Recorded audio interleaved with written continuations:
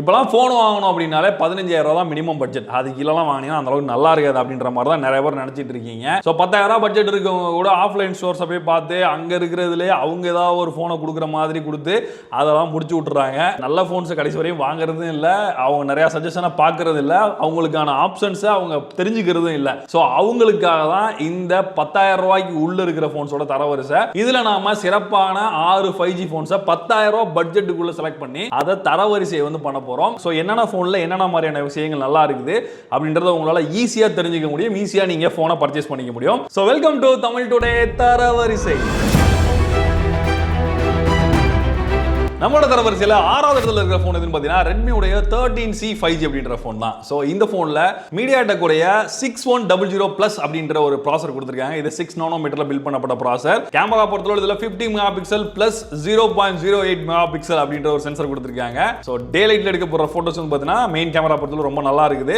அதுவே லோ லைட்டில் அந்த அளவுக்கு பெரிய பெர்ஃபார்மன்ஸ் இல்லை. செல்ஃபியை பொறுத்தளவில் இங்கே 5 மெகா பிக்சல் செல்ஃபி கேமரா தான் கொடுத்துருக்காங்க. ஸோ நம்ம பார்க்குற செக்மெண்ட்டில் இருக்கிற லோவஸ்டான செல்ஃபி கேமரா இந்த ஃபோனில் தான் இருக்குது. ஸோ அதில் ஒரு ஆவரேஜான ரிசல்ட்ஸ் தான் கிடைக்குது. சோ இந்த இடத்துல நான் ஒரு டிஸ்க்ளைமர் சொல்லிக்கிறேன். இந்த 10,000 பட்ஜெட்ல இருக்கிற போன்ஸ்ல பெருசா கேமராஸ் வந்து பாத்தீங்க அப்படினா ஒரு 50 மெகா பிக்சலுக்கு மேல எதுலயும் இல்ல. அதே மாதிரி கேமராவோட அந்த சென்சர் வந்து பாத்தீங்கன்னா பெரிய லெவல்ல எந்த போன்லயும் கொடுக்கல. ஒரு போன்ல மட்டும் தான் இருக்குது. அதுல சோனி கேமரா வந்து கொடுத்திருக்காங்க. அந்த போன் வரப்போ மட்டும் நான் கரெக்ட்டா மென்ஷன் பண்ணி சொல்றேன். மிச்சபடி நீங்க இந்த செக்மெண்ட்ல இருக்கிற போன்ஸ்ல கேமரா வந்து பெரிய லெவல்ல நீங்க எதிர்பார்க்க முடியாது. அந்த லெவல்ல தான் இதோட பெர்ஃபார்மன்ஸ் வந்து இருக்கும். இந்த phone out of the box Android 13ல ரன் ஆயிட்டு இருக்கு. இதுல 2 இயர்ஸ்க்கான OS அப்டேட்டும் 4 இயர்ஸ்க்கான செக்யூரிட்டி பேட்சஸும் வந்து ப்ராமிஸ் பண்ணிருக்காங்க. இந்த போன்ல டிசைன் வந்து பாத்தீங்கன்னா ஒரு மேஜர் ஃபேக்டரா வந்து இருக்குது. ஏன்னா அது லான்ச் ஆகும் போதே இதோட வீடியோஸ்லாம் நம்ம பண்ணிருந்தோம். ஸோ நல்ல ஒரு ஃபார்ம் ஃபேக்டர்ல வந்து டிசைன் பண்ணிருந்தாங்க. ஒரு பாக்ஸ் ஷேப்ல இருக்கும் போன்.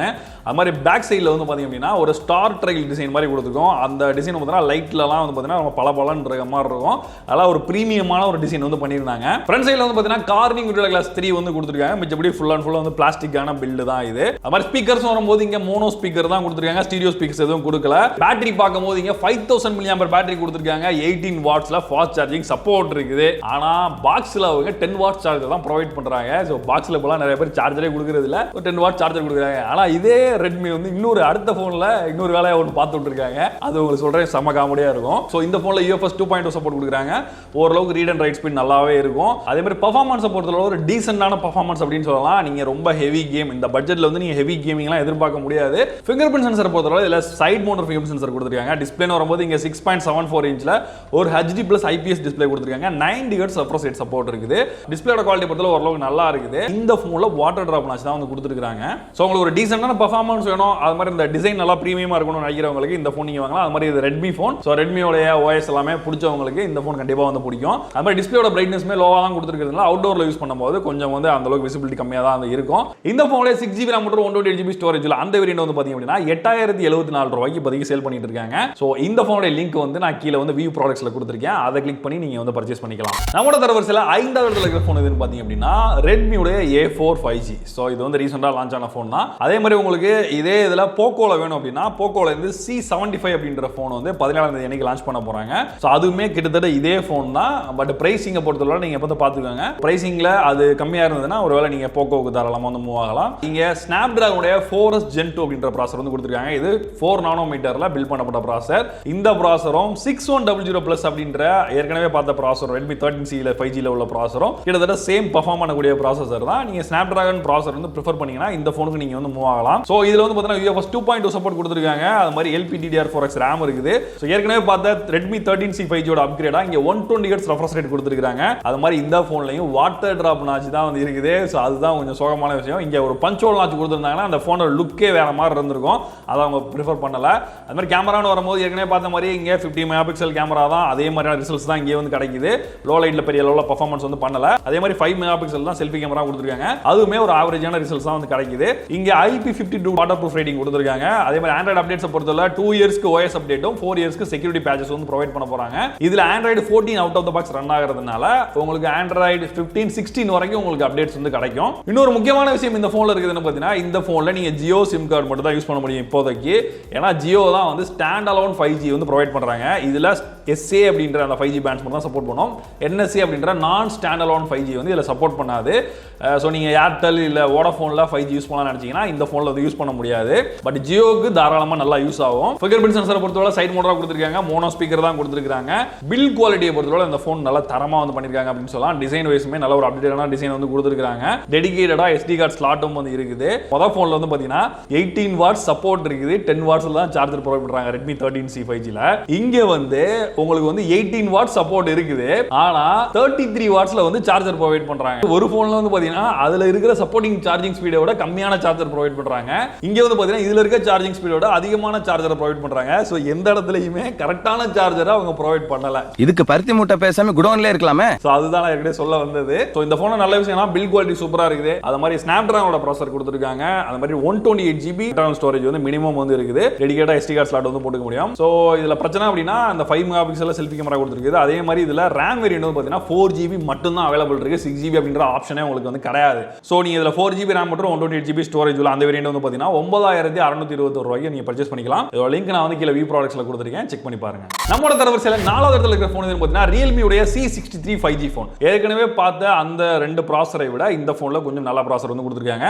நல்ல ப்ராசஸர் அப்படின்னு எல்லா ப்ராசஸருமே நல்ல ப்ராசஸர் தான், பட் அதோட கொஞ்சம் பர்ஃபார்ம் பண்ணக்கூடிய ப்ராசஸர் அப்படின்னு சொல்லலாம். இதில் MediaTek உடைய 6300 அப்படின்ற ப்ராசஸர் கொடுத்துருக்காங்க. இது 6 நானோமீட்டர்ல பில்ட் பண்ணப்பட்ட ப்ராசஸர். இதோட ஸ்டோரேஜ் டைப் வந்து பார்த்தீங்கன்னா UFS 2.0 கொடுத்துருக்காங்க. 6.67 இன்ச்ல ஒரு IPS டிஸ்ப்ளே கொடுத்துருக்காங்க HD பிளஸ்ல. இது 128 ரெஃப்ரெஷ் ரேட்டும் சப்போர்ட் இருக்குது. முக்கியமா இங்க பஞ்ச் ஹோல் கேமரா கொடுத்துருக்காங்க. சோ ஏற்கனவே பார்த்த ரெண்டு போனை விட இங்க கொஞ்சம் அப்கிரேட் பண்ணிருக்காங்க. இதுல Android 14ல வந்து ரன் ஆகுது. 2 இயர்ஸ்க்கான OS அப்டேட்டும் அது மாதிரி 3 இயர்ஸ்க்கான செக்யூரிட்டி பேட்சஸும் ப்ரொவைட் பண்றதா ப்ராமிஸ் பண்ணிருக்காங்க. கேமரான்னு வரும்போது பார்த்தீங்கன்னா இந்த போன் வந்து இருக்கிறதுலே வந்து கொஞ்சம் குறைவான பிக்சலுடைய போன் அப்படின்னு சொல்லலாம். ஏன் அப்படின்னா நம்ம கம்பேரிசன்ல வச்சிருக்க லிஸ்ட்லயே வந்து இதுல தான் 32 மெகா பிக்சல் கேமரா ரேசியில கொடுத்துருக்காங்க. இருக்கிறதுலே லோவஸ்டான கேமரா. அதே செல்ஃபியை பொறுத்தவரை 8 மெகா பிக்சல் கொடுத்துருக்காங்க. ஏற்கனவே பார்த்த ரெட்மி போன்ஸை விட இது பெட்டரான செல்ஃபி வந்து இதுல வந்து இருக்குது. ஸோ கேமராவோட ரிசல்ட் எப்படி இருக்குன்னு பார்த்தீங்கன்னா டே லைட்ல நான் ஏற்கனவே சொன்ன மாதிரி இந்த மாதிரி நார்மலான கேமராஸ் எல்லாமே டே லைட்ல நல்லா பெர்ஃபார்ம் பண்ணிரும். அதுல இருக்கிற சென்சர் எல்லாமே டே லைட்ல நல்லா ஒர்க் ஆயிரும். லோ லைட்னு வரும்போது கண்டிப்பா திணறும். இந்த போன்ல வந்து திணறடி வந்து இருக்குது. ஸோ அதனால பெரிய லெவலில் கேமரா நீங்க எதிர்பார்க்க முடியாது.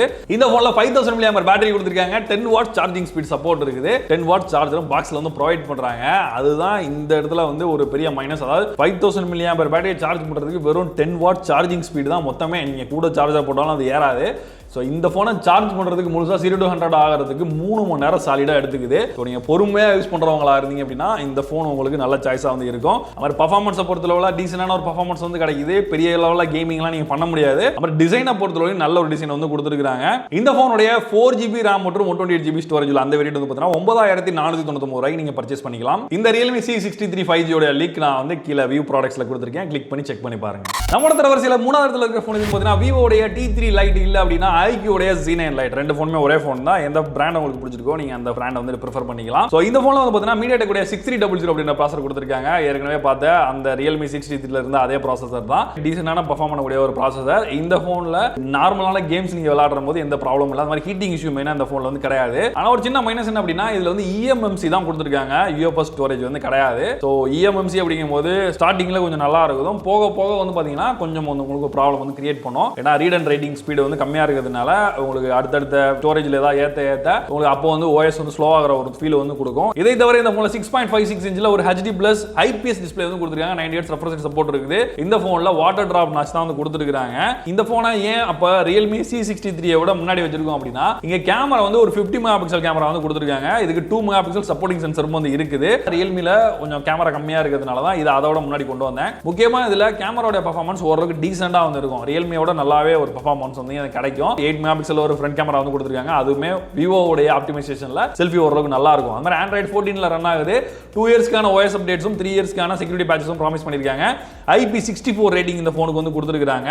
5000 mAh பேட்டரி கொடுத்திருக்காங்க. 15 வாட்ஸ்ல ஃபாஸ்ட் சார்ஜிங் சப்போர்ட் இருக்குது. ஆனா சார்ஜரை பாக்ஸ்ல ப்ரொவைட் பண்ணல. ஒருவேளை உங்களுக்கு சார்ஜர் தான் ப்ராப்ளம், சார்ஜர் நான் வாங்கணும் அப்படின்னு நினைச்சீங்க அப்படின்னா சோ நீங்க IQ Z9 Lite போயிட்டீங்கன்னா அங்க 10 வாட் சார்ஜர் வந்து கொடுத்துருவாங்க. அப்பயே வந்து உங்களுக்கு 15 வாட் சார்ஜர் கிடைக்காது.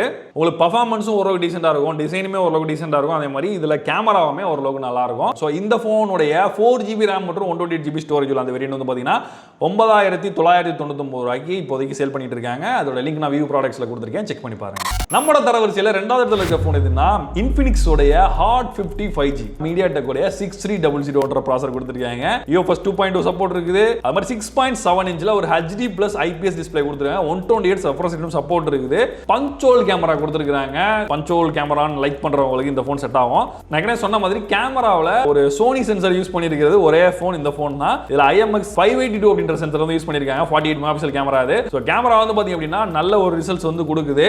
அது மாதிரி 2K 30 fps வரைக்கும் மேக்ஸிமம் வந்து வீடியோ சப்போர்ட் பண்ணுது. செல்ஃபியை பொறுத்தவரை 8 மெகாபிக்சல் செல்ஃபி தான் கொடுத்துருக்காங்க. ஒரு ஆவரேஜான ரிசல்ட்ஸ் வந்து கிடைக்குது. இப்போ கேமரா பொறுத்தவரை ஒரு எபவ் ஆவரேஜ் கேமரா அப்படின்னு சொல்லலாம். இப்போ நம்ம பார்க்கறதுல ஒரு பெட்டரான கேமரா ரிசல்ட்ஸ் வந்து கிடைக்கும். அது மாதிரி ஆண்ட்ராய்டு அப்டேட்ஸை பொறுத்தளவுல இந்த ஃபோனுக்கு எந்த ப்ராமிஸும் வந்து இன்ஃபினிக்ஸ் பண்ணல.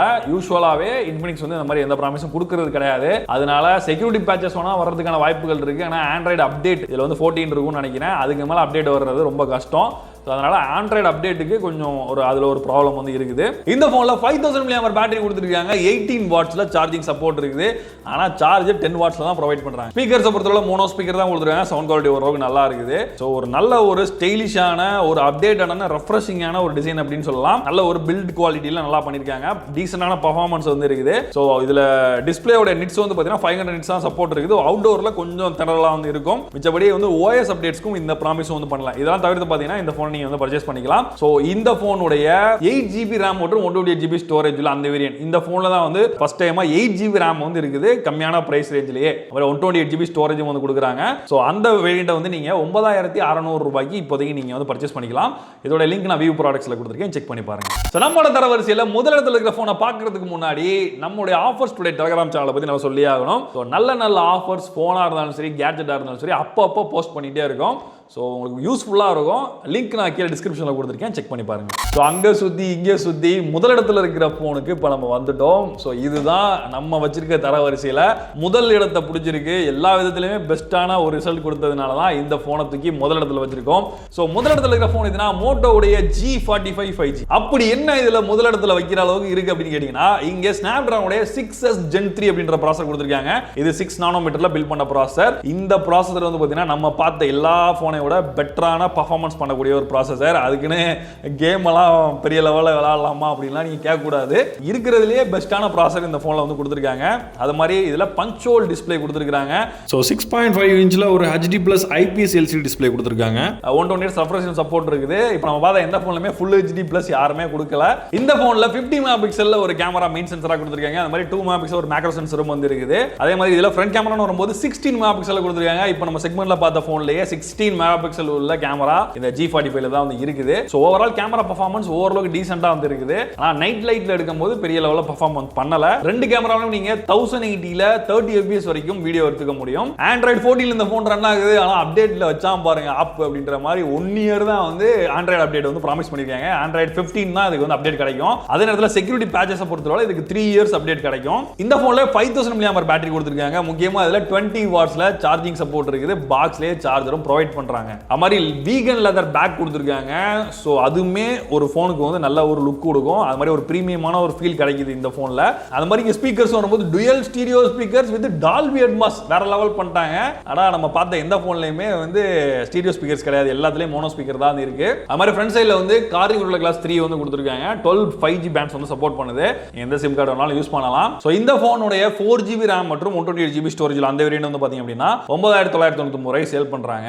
சோ இதுலயே வந்து பாத்தீங்கன்னா 8GB RAM வேரியன்ட் கூட வந்து இருக்குது. ஸோ நீங்கள் 8GB RAM வாங்கினீங்கன்னா இன்னும் ஒரு பெட்டரான பர்ஃபார்மன்ஸ் வந்து கிடைக்கும். பட் ஒரு 1000 ரூபாய்க்கு கிட்ட வந்து கூட வர்ற மாதிரி இருக்கும். உங்களுக்கு கொஞ்சம் ஒரு 1000 ரூபாய் பட்ஜெட் கூட இருந்ததுன்னா நீங்கள் தாராளமாக அந்த 8GB RAM உள்ள வேரியண்ட் வந்து வாங்குங்க. ஸோ இந்த ஃபோனுடைய பர்ச்சேஸ் லிங்க் நான் கீழே வியூ ப்ராடக்ட்ஸில் கொடுத்துருக்கேன். அதை கிளிக் பண்ணி நீங்கள் அங்கேருந்தே பர்ச்சேஸ் பண்ணிக்கலாம்.